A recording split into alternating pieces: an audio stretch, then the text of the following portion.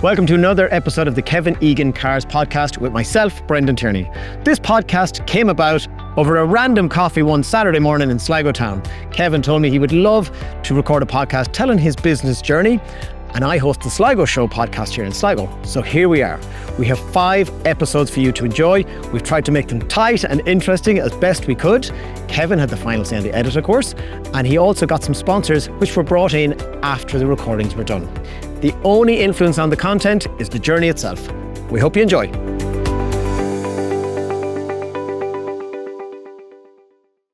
So Kevin, tell us, growing up in Sligo town, what was that like for you?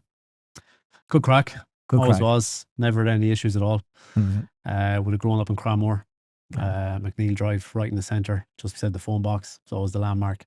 Okay. Was Kevin a messer down there? What was he like in the evenings? Or? No, we had a really good bunch of lads. Yeah. Good bunch of friends. Obviously we were messing and whatnot, but it was a lot of us playing football every single day. Non-stop. 11 o'clock. Okay. And till bedtime, really. Loved school, good in school, well behaved. Yeah, loved school. First went to St. Edward's up on the hill. My grandmother was a teacher there. And rather than going to St. John's, which was would have been a short walk, got the bus to St. Edward's. So I had the best of both worlds. I was living in Cranmore with some great friends there. Yeah. Moved to St. Edward's and met more even better friends. You were building up the future sales database without realising it. Building up the database very, very young. And family, what was the family, what your parents do, or what was the business? So my grandfather owned the Waterglaze Garden Centre. My dad worked there for his dad, and dad ended up running that, taking that over. Mum had a few jobs growing up, and she was from Martin Savage. Her family's from Martin Savage, so it wasn't too far away. Hence the reason we moved to Cranmore, I suppose. Okay. And then I had one sister. She's 2 years younger than me. And would you been hands-on in the family business, the garden centre? Yeah, in my teenage years, I loved it. There was summers, I'd mentioned before that didn't really like it during the winter, didn't like getting my hands dirty. Who does? It wasn't that busy. Retail in a garden centre wouldn't be that busy in winter. Their garden centres back then weren't like today. It's so it was really summer based around bed and plants and things like that. It gave you a taste of dealing with the public and the customers. So. I loved it. I loved the summers and getting ready for just the retail, and the weekends they were so busy. It's like a January in the motor trade multiplied by 10. It was really busy, all the time. And so secondary school then, as you were growing up? Summerhill. Loved that as well? Loved it. 5 years, just brilliant time. Well, you seem to have loved both schools, and which is never. not everyone says. Was it the crack, or did you learn love something? I wasn't top of the class in any way whatsoever. I wasn't bottom of the class either. But it was the social element of school that I loved. Yeah, Summerhill was just a different level. You had met, we'll say, when you're in primary school, it's different, but in secondary school, and when you have such a big school like Summerhill, there was people younger than you and people 5 years older than you, and it was just a whole different mix of people and madness, I suppose. Big crew of friends. Big crew of friends, as I say, you're diverse all around Sligo, but we had a good bunch of friends, especially in Cranmore, and still friends today, obviously. That's what I was going to say. So it's still kind of a lot of them still involved in your life in one way or another. Plenty of WhatsApp groups and all still live together. And a great footballer, someone told me recently, said, an unbelievable footballer, someone said. So would you agree with that? Or no, they were a liar. But you're definitely a keen footballer. I played soccer growing up, Abbey United and City United in Cranmore, but I was never any good. Never got on the team, really. They were elite now. They were elite, yeah. But that was maybe, if I was living somewhere else, I might have gone on a team. But I was only going to play with my friends. I wouldn't be a mad football fan. I'd be a Liverpool fan, but I wouldn't be mad. I wouldn't be watching football like my friends are. But, I didn't get on then. Didn't get near the Summerhill team. But I mentioned before, it was Astra League football, and I found my level at Astra League football. Okay, and excellent. And that was it. And so Summerhill finished. This family business still ticking along all this time? Are you still doing weekends and summers, all that through Summerhill? I actually don't know. Dad was approached by relations to his about subletting the garden centre to them, and Dad actually leased out the garden centre, kept the landscaping business going himself, and leased out the garden centre. But you've caught me in the hop there now. I don't know when that was. Yeah, but again, it was there through your teenage life, so it was definitely pre pre-leaving Summerhill, they would have started renting it. Yeah. And so Summerhill ends. So off to college or straight into work, or I done a good enough leaving cert, and I was accepted to Bolton Street, DIT in Bolton Street. I was going to do transport engineering and industrial management, which would have qualified me for the motor industry. I wanted to go into the motor industry. I knew that. But I took a year out. Probably, look, when I look back now, I probably didn't want to go, but also was probably a costing. I didn't want to cost on my parents. They would have had to borrow the money to go to college. Off. Yeah, especially after Dublin, I suppose. Friend of mine, his dad owned the Innisfree Motor Factors, and they were looking for somebody to fix car radiators. And I said, sure, look, I went down and met them, and I took the job. Did you know how to fix them, or you go, I'll learn? And I was. Did you tell them you knew how to fix them? No, I knew, but I was absolutely useless at it. Okay. But again, Friday afternoons, they let me loose at the counter and dealing with the retail public, and I was just living for Friday afternoon to just do that. So to even go back a little step there, like, did you know at what age, like, I love cars, I'm into cars? Were you watching car programs? Were you into Formula One? Did you read a lot? Formula One was the key back then. You had Eddie Irvine, I suppose, was the Irish thing, and then you had Jordan. So it was big. It was on RTE, BBC, ITV. It was on all the channels. And I was big into Formula One. But I did. I had a keen interest in cars. We actually never owned a car until I was 17 or 16 or 17. Before we owned a car, we always had a van. But it was a case of, love cars. Car sales, definitely want to do it from teenage years. Wanted to be a car salesperson. Isn't that just intriguing? Like, where do you think that, did you see someone else doing? Did you know someone in your life that did it, or no? Didn't know anybody. Just said, I think I have a love the retail. I suppose. I love the retail and love cars. Applied for a couple of jobs and ended up. This is during my leap year or whatever you want to call it. I worked in Innisfree for 8 months, 9 months, and then I applied for a car sales job and got it.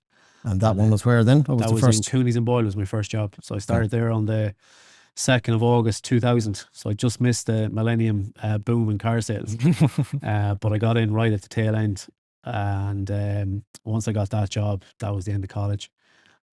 So first day you walk in, like, was it a training course? Was there any coaching? Was it like, that's what you said, go and do it? Believe it or not, looking back, the first day I started was the 2nd, and on the 3rd, there was a training day, but it was like, it wasn't for me, it was for the entire Nissan network. The Nissan Almera had just launched. Nice new model, was class car back then. It was probably there's always one model that comes out, the Nissan that everyone likes. This Nissan Almera was a game changer for Nissan and the motor trade. And we had to go to the Curragh race course. And so you had to drive the Nissan Almera, the Toyota Corolla, all its competitors. And sure, like, we didn't have a car until I was 17. It was the only car I ever drove. Right, okay. Then you're up there in the Curragh race course driving all these cars. So the excitement was, I can something imagine, serious. especially when you love cars. Yeah, okay. Yeah. So I wouldn't have thought that. And like, Cooney's was your first, so like, was it tough first month, first year? Like, were you like duck to water? What was it? What was that? I wouldn't say duck to water. It was a really nice place to work, really good people. Hard people to deal with. I found when I come back to Sligo was an awful lot easier to do deals. But I didn't, the thing was, I didn't know it at the time. I had car sales. I had a desk in the corner of the showroom. I had my brochures to read up on the new cars. There was no internet or AI back then to get used to the spec. Brief, yeah. But I was just, you had to learn on the job, talk to customers. Would you have got down, like, would you be frustrated when you couldn't get sales, like, or did it bother you? No, I don't think so. I sold my first car in the first month anyway. It was a Nissan Almera. Made my first mistake in the motor industry with the car as well. So what was that? Are you allowed to tell us? No, it's fine, and the customer was grand about it too. The customer knew it was my first sale, and it was a brand new Nissan Almera sold to a guy called Stephen Byrne. Wow, he lived in Hill Street, Carrigan Shannon, and I registered the car to Stephen Byrne, Carrigan Shannon, County Leitrim. And he was on the Roscommon side, so the first mistake was a Leitrim red and Roscommon car. And but they were fine about it, and they took the car. But after that, then it would have been higher drive season, where they would have had cars out at the airport and they were back for sales. So it got really busy in September, October, and look, it's a long time ago now, but it wasn't long before I was up and running, and really enjoying the job. This podcast is sponsored by Prospero Coaching. Jeanette has been my business coach for the past 14 years. We wouldn't have got this place built without her. She doesn't just work in the motor industry though, she works across other sectors too. If you're involved in media, design, manufacturing or financial services, visit prospero.ie where you can find out more details about Jeanette. So we'll go to your next step. You came back to Sligo to Martin Riley, but within Cooney's, can you think back now, I really learned this from that phase? Absolutely. We'll say there's, like, I worked in 4 different dealerships and definitely learned something from every one of them. Oh, yeah. Cooney's was how to look after the customer, paperwork, make sure your paperwork is right.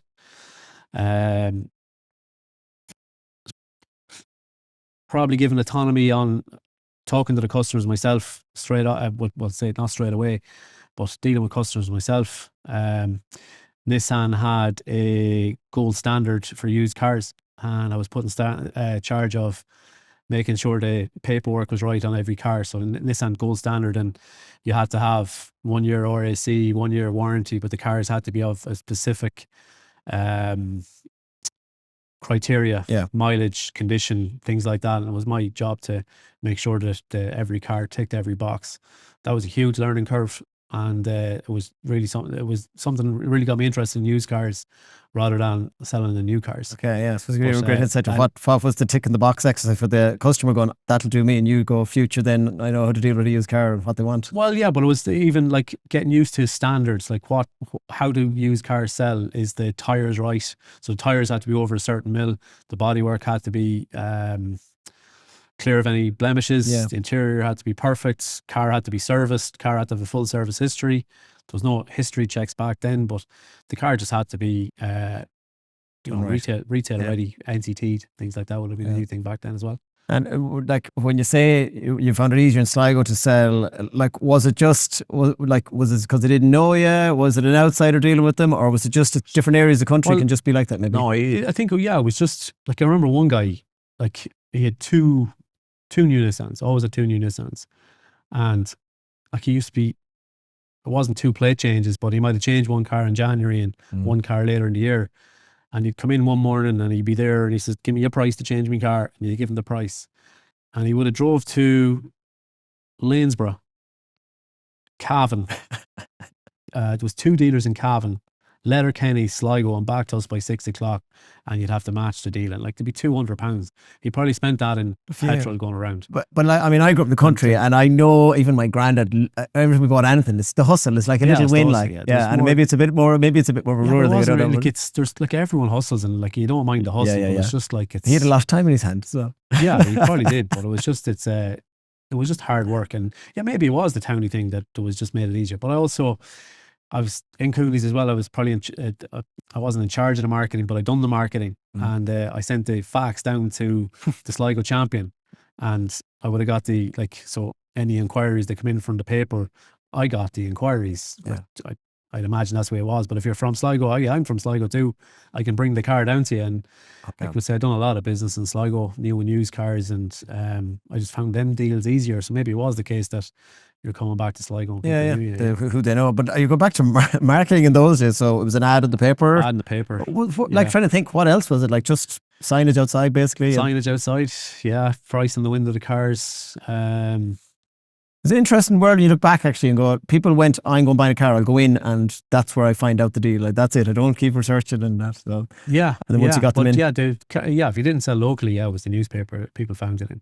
We tried the Independent a couple of times when we had a Nissan Maxima or an X-Trail or a Patrol, and they got calls too from the Independent. So like a Nissan Patrol was, I don't know, it's probably mental money at the time, £40,000 or something like that. You know, it's nothing today, but we sold a few Nissan Patrols, and then when they made them commercial, we sold a hell of a lot, and not a lot of them would have been sold in Roscommon. Would have been. So you're in Cooney's how many years again at this point? How many? So it's 2, 3 years, I think. 2.5 years in Cooney. 3 years in Cooney's. Okay. So there was Seamus Cooney's the business owner, and Kevin Doherty was my boss. I'm still friends with Kevin today. Sold him a car today actually, and full circle. yeah. So has been going out tomorrow.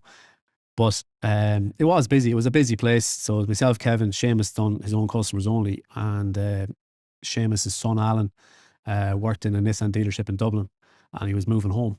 So there was a day then that, like, I was thinking driving up over the Curlies every day was a bit annoying, and Kevin was hard work at the best times.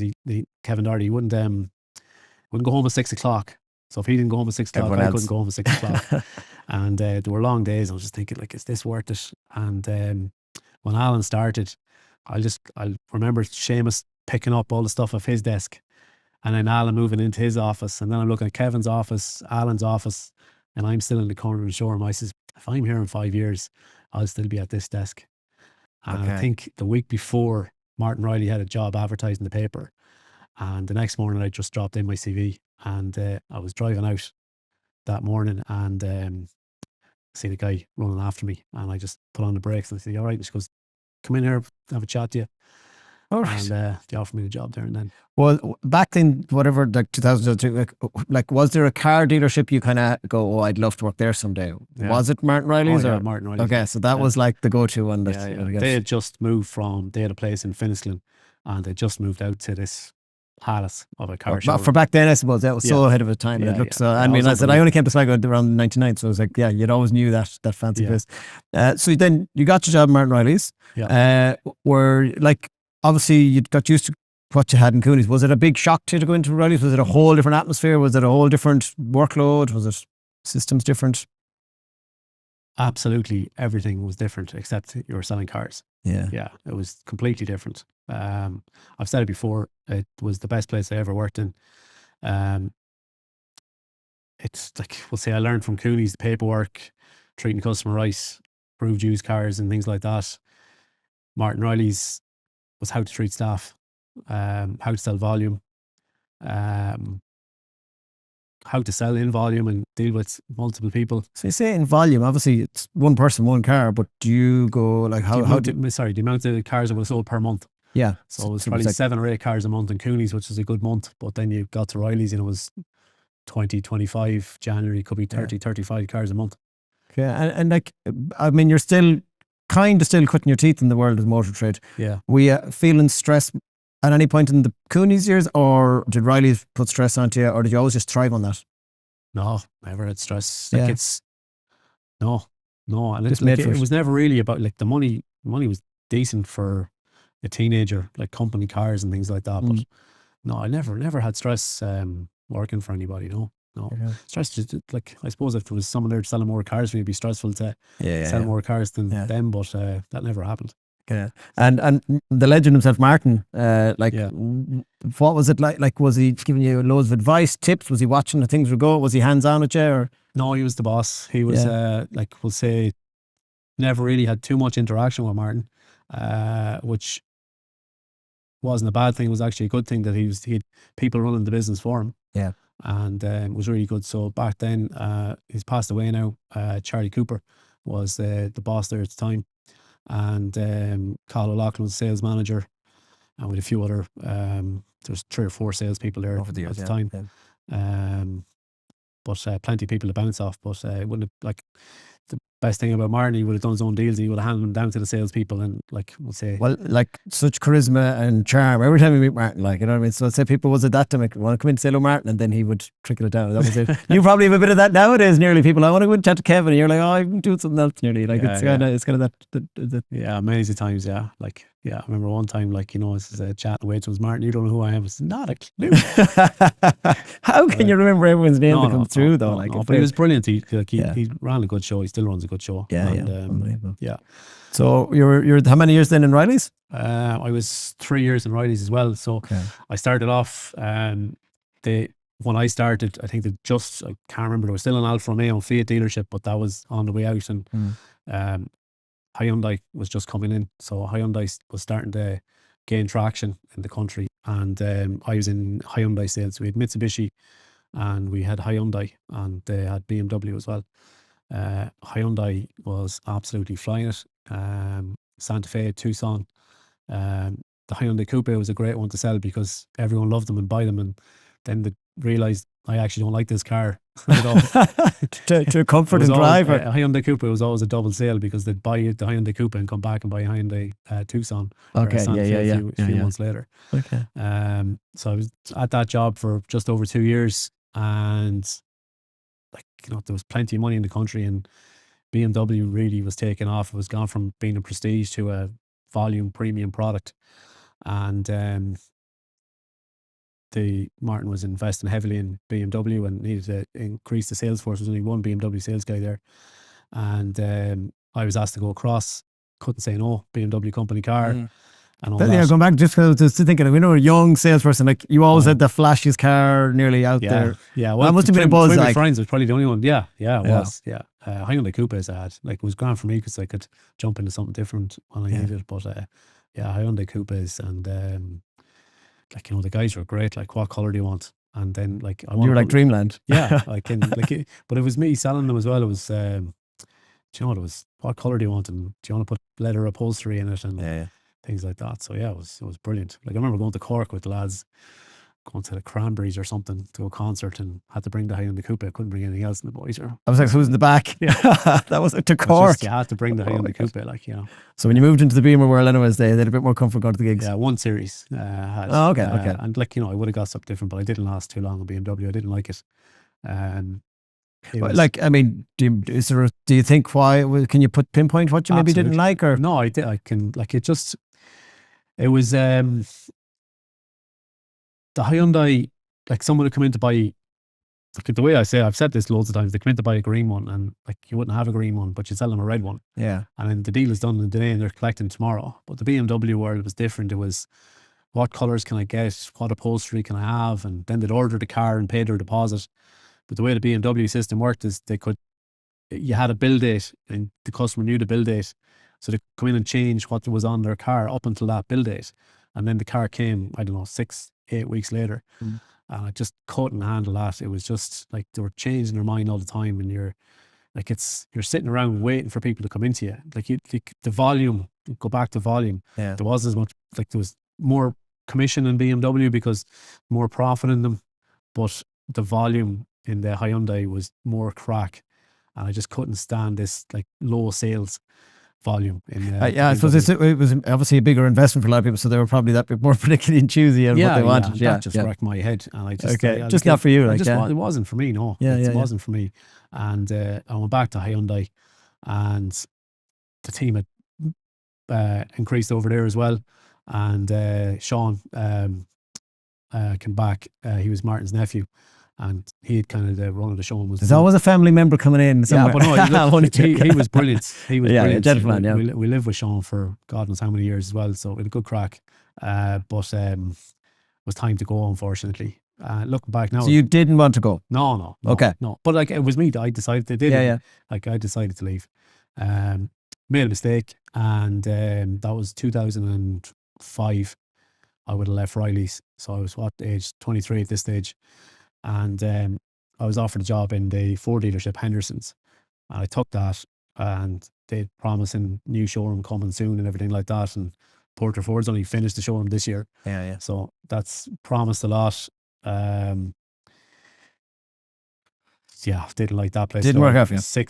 I was probably more than 6 weeks, but it wasn't more than 10 weeks. Okay. And wasn't a nice place to work. It was more about saving the pennies, and kind of hard to put your finger on it, but it just wasn't a nice place to work.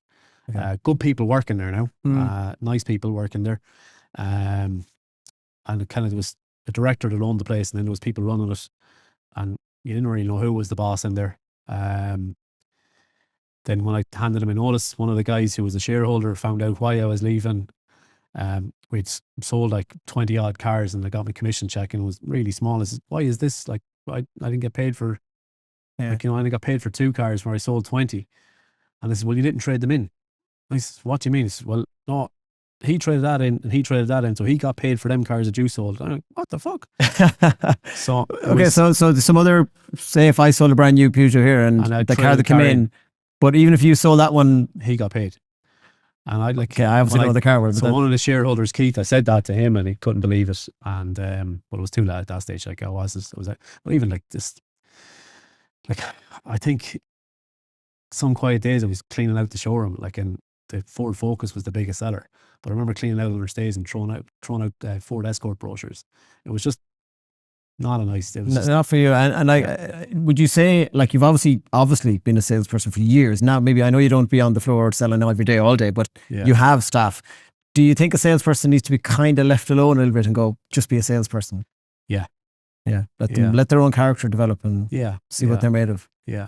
But like, you know, it's like with sales staff here, like, you should leave them alone, but then you're listening to them, you should have said this and you should have said that, and that's wrong too. And especially in here then as well, it's the setup we have here now. It's myself, Kevin McMorrow, Cahill, Deborah, Mark. There's probably too many chiefs in this business. So, but they all seem to be doing their own section, and it's probably hard, the salesperson here. No, I understand. Yeah. Okay. Who do you go to first to ask the question? So it's like kind of keep myself out. Is it like the worst thing is you get involved in a deal? Yeah. Oh yeah, they don't like that at all.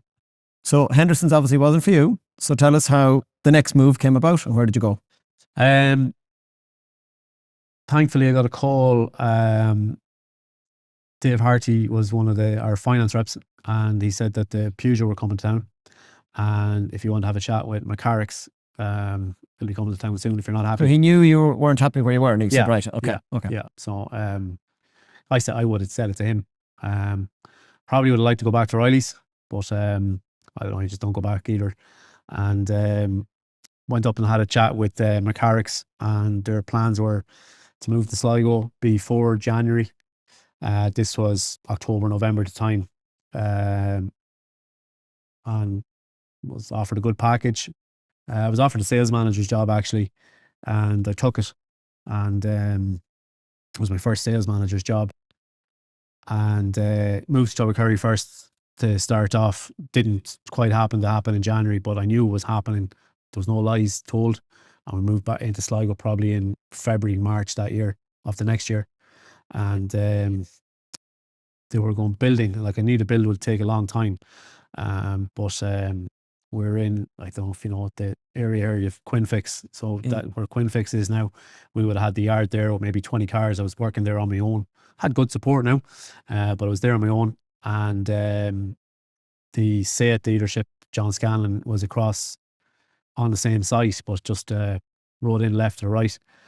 And John had approached my boss at the time, Michael, and said, if you were interested, you can have the Seat franchise, and you can move in here and rent his showroom, which was 90% built. So the deal was done. So happy days for me. I didn't have to wait for the showroom. Okay. We were in the showroom that year and trading, selling Peugeot and Seat. At that stage, we'd taken on another salesperson, Kevin McGoldrick. So I kind of wasn't sales manager anymore. He would have had more experience, but the way we worked well together, he had the experience, and like I would have done a lot of the admin work and donkey work that was great for experience for me.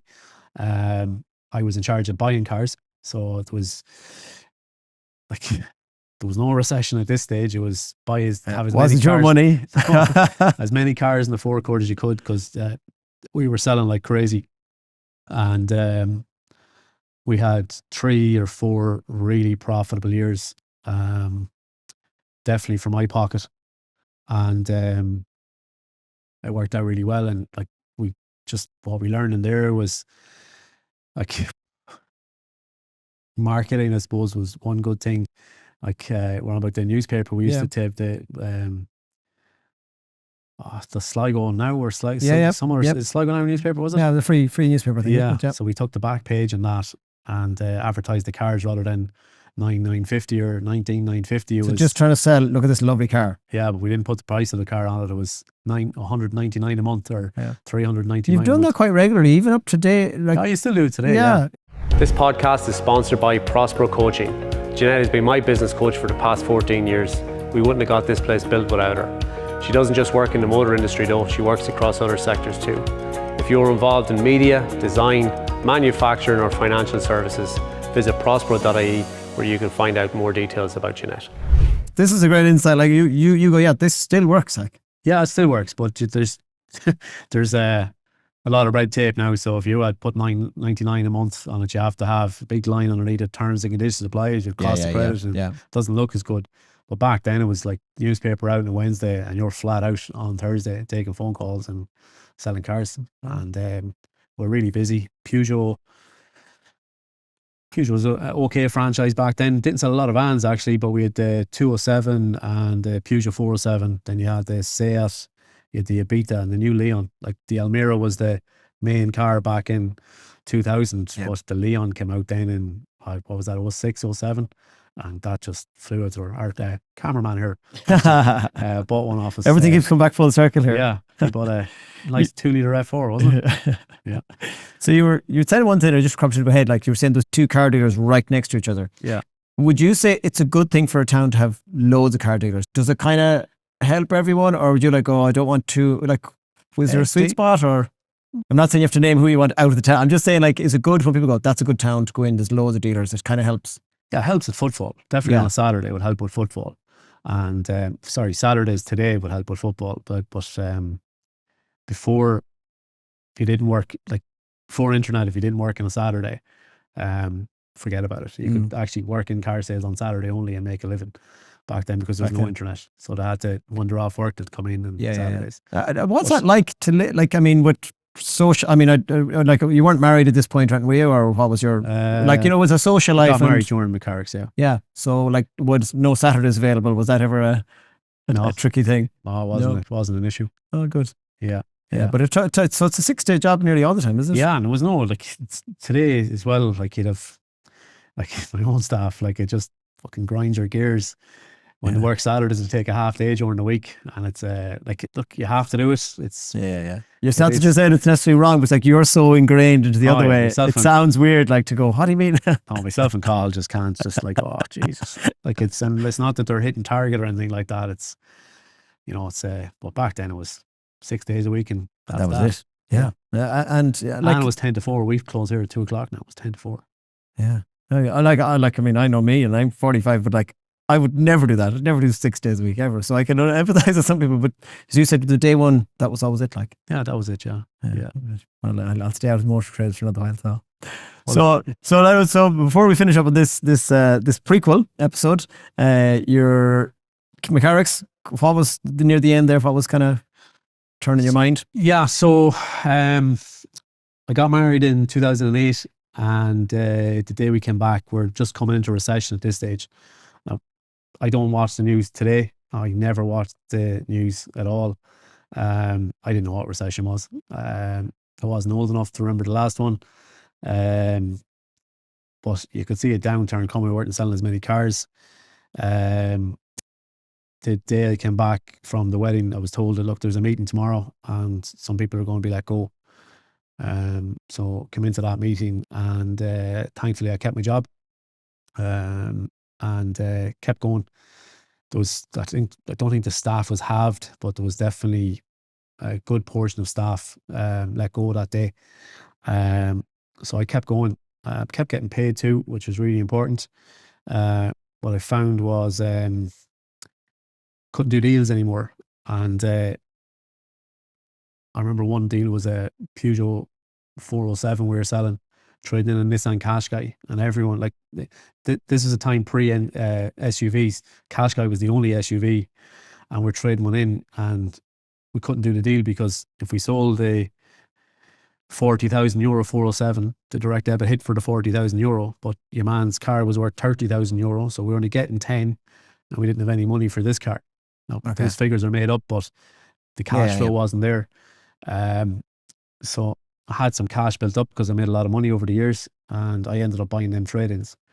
And how I just played it, there was no, we had, I don't think we had websites back then. We had a digital camera for the back page of the newspaper, but there was CarZone. And I used to just say, look, I have that car sold as soon as it comes in. And when that car came in, I paid for it myself. And brought it home and started selling that side of the house. Side of the house. Yeah. So would you kind of say that was the beginning of Kevin That was the Egan beginning, Cars? yeah. There was an 07 Qashqai and a 07 Mini Cooper was the first 2 cars I purchased. Did you feel like, did you know then going, I've started it? Like, did you go, I know now what's coming next? Like, or was it just no, like, it was more for extra cash. few and extra pocket quid, money, yeah. We're just after moving in. We got married and moved into a house, and there was money to be there was more money needed to you. Yeah, but like, we'll say myself and Stacey, we got married out in Malta as well, and it's an awful thing to say, like, but like, we made money getting married, so our friends were. Well, I think that's the truth in Ireland. Like, it just happens. So it's not a crime. But it was like, it's not like, we'll say, I remember getting prices and like we were going out foreign to get married, and that was that. Stacey's sister got married out there a couple of years previous, but we take pricing around, it was €90 per head, and then we went to Malta and it was like €16 a head. And so like, the Irish people are great. Like, I've talked to other people who get married with English relations. The English don't bring. It's an Irish thing. But everyone that came to Malta, 92 people came to Malta with us. It was amazing. And we're all poolside setting, and like, the cards, the amount of money you put in a wedding card was the same, even though we were in Malta. So like, we made money, and with that money, the money I made, I was able to buy those cars. Well, that is the idea of the gift, isn't it? To help you start. And I know in the olden days it was maybe a different angle. It was probably to pay for the wedding. Nowadays it's like, oh God. So I got lucky there, and look, I'll never forget that. I'm grateful of it. And I know where I got started. Great. Well, I think we've covered all the angles. That's pretty much up to Kevin right Egan to Cars the start of this series, where we delve into all aspects of running Kevin Egan Cars and what it's taken over the years. So thanks for sharing all that with Kevin. Cheers, Brendan. Thank you.